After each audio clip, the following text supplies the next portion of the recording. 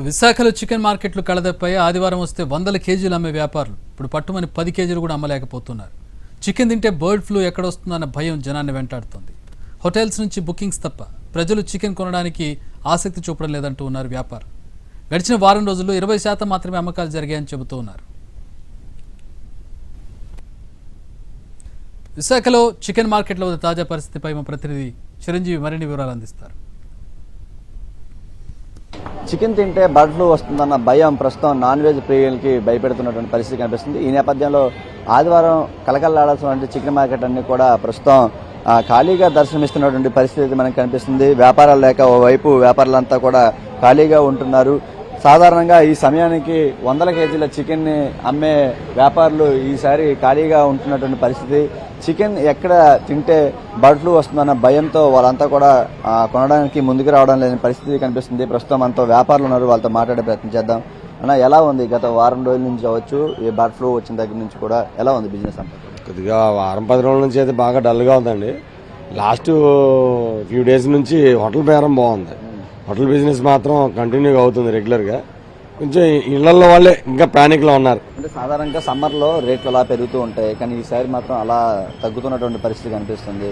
మరి రానున్న వారం 10 రోజులు నెల రోజుల్లో పరిస్థితులు ఏమైనా మార్పు చెందే అవకాశం ఉంటుందంటే? తప్పకుండా అండి. ఇది రానున్న 2-3 రోజులు మొత్తం మారిపోద్ది. మీకు అందరు హ్యాపీగా తీసుకుంటారు, ఇబ్బంది ఏం లేదు.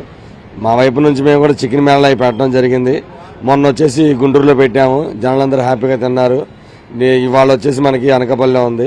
మన వైజాగ్లో ఎరుకమామ గుడి దగ్గర కూడా ఇవాళ సాయంత్రం 5ంటికి పెడుతున్నాం. అందరూ అవకాశం ఉంటే సాయంత్రం పూట 5ంటికి రావచ్చు. ఎరుకమామ గుడి మన దొండపర్తి జంక్షన్ దగ్గర సాయంత్రం 5 నుంచి 7 వరకు గుడ్లు చికెన్ అన్ని మీకు అన్ని వెరైటీస్ ఆల్ వెరైటీస్ వండి పెడుతున్నాము.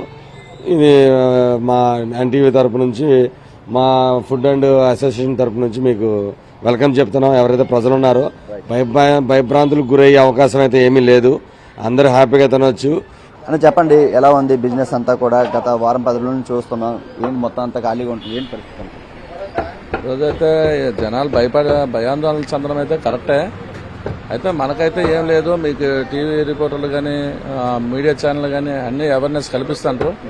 సో మనమైతే పడిపోయే పరిస్థితి అయితే ఏం లేదు. అన్ని చోట్ల కూడా మీకు బిజినెస్ అయితే డల్గా ఉన్నప్పుడు కూడా ప్రతి ఒక్కరు తింటారు. రెస్టారెంట్ అయితే యథా ప్రకారం అయితే వెళ్తారు.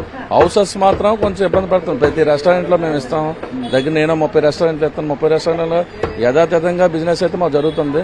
సో కౌంట్ సైడ్ వచ్చేటప్పటికి కొంచెం జనాలు భయపడే పరిస్థితి ఉంది.